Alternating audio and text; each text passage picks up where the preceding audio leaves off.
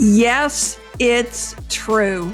The series Bridgerton actually helped me close a deal. It came about through Gatekeeper. Now, I know many salespeople have a difficult time getting around the Gatekeeper, and maybe you do too. Stop trying to manipulate the Gatekeeper and instead do this. Stay with me, and I'll tell you how the Netflix series Bridgerton help me close a deal. So let's get started. Last year, I was cold calling for a business to help the business owner grow his sales. One prospect on the list, I had such a difficult time getting on the phone. His gatekeeper would tell me, "Christine, you just missed him." Or, "I swear, Christine, I'm not making this up. He's not in." She genuinely felt bad for me because I kept missing him. This went on for 10 months. At first, I called every 48 hours over a 2-week period. Then I scaled back and started calling every other week for the next 9 months. As you can imagine, I spoke to the gatekeeper quite often. She became invested in my success because we talked so often. On one particular call, we chatted about the new series we were watching on Netflix. Then all of a sudden, she brought up her favorite series, Bridgerton, and how many times she had watched season 1 and 2. We laughed together as I told her I was obsessed with the series, and we started speculating about what was going to happen in season 3. We began developing a friendship, and I genuinely look forward to calling every other week. In the 11th month, she said to me, after we talked about Bridgerton, of course,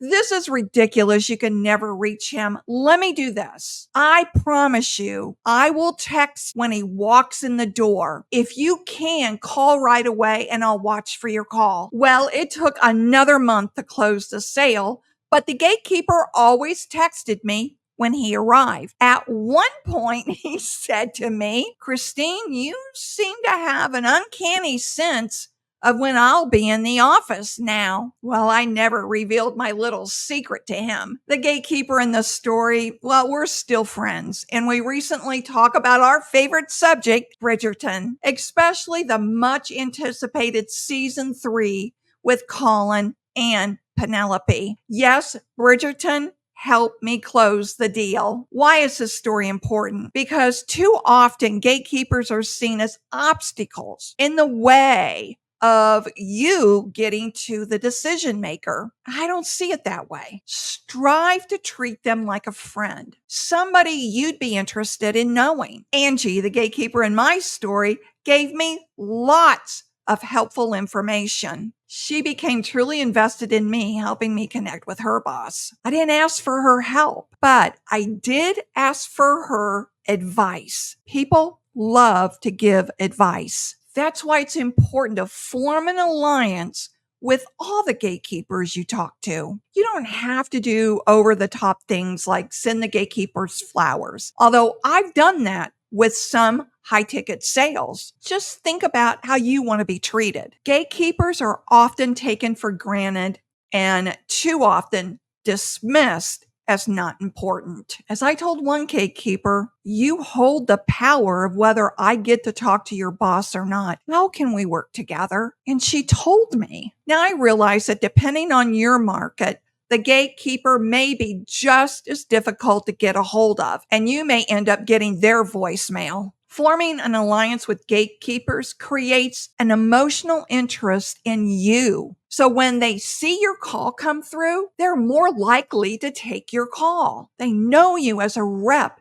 who is friendly, reasonable, and patient. Keep in mind, gatekeepers handle many calls for their bosses, and not all of them are pleasant. You're not the only salesperson calling in. I can only imagine how many rude people have taken their frustrations out on the gatekeepers. I rarely experience issues with gatekeepers because I treat them with respect and having all the power to get me to the decision maker.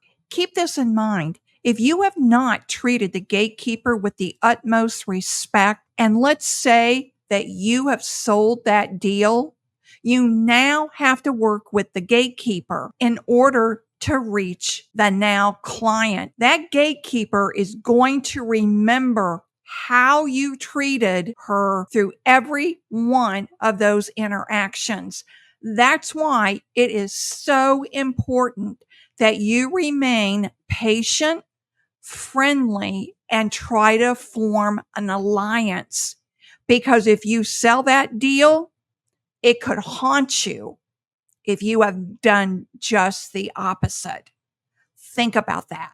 I recently read an article about how to get past the gatekeeper, which is what really jogged my memory on the Bridgerton story. In the article, it positions the gatekeeper as an adversary and suggests to call the prospect's cell phone to get around the gatekeeper. Now, I'm opposed to this. Call me old-fashioned, but call the business landline. Do not call the prospect's cell phone unless the gatekeeper gives you permission and gives you her boss's cell phone number, or the cell phone number is the only number listed for the business. Bottom line, be polite, persistent, friendly, and make an ally. One story I heard a few years back was told by a news producer. The producer was trying to book a high-profile interview. Every year for 2 years, yes, you heard that right, 2 years, he called and then emailed the gatekeeper trying to secure an interview with this high profile man. Always, the producer was friendly, patient, and polite, always. During the holidays, whether it was the 4th of July or Thanksgiving or Christmas, he didn't talk about business. He just emailed her a holiday greeting. That was it, and never mentioned the interview. Finally, after 2 years, of this producer calling every week and emailing every week, the gatekeeper put him through to her boss. He passed the test of being consistent, friendly, and polite. Would you be that patient, or would you silently cuss out the gatekeeper and just quit? How many attempts would you make? Now, if you like this discussion, you're really going to like the next discussion, phrases that kill sales. Be sure and check that one out. And remember, sales is a journey, not a quick trip around the block. Stay savvy.